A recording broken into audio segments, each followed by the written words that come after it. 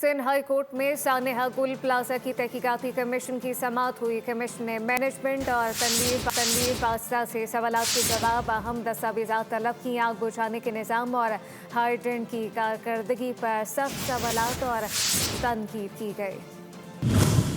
DG SBCA और CEO water corporation समाअत में मौजूद थे।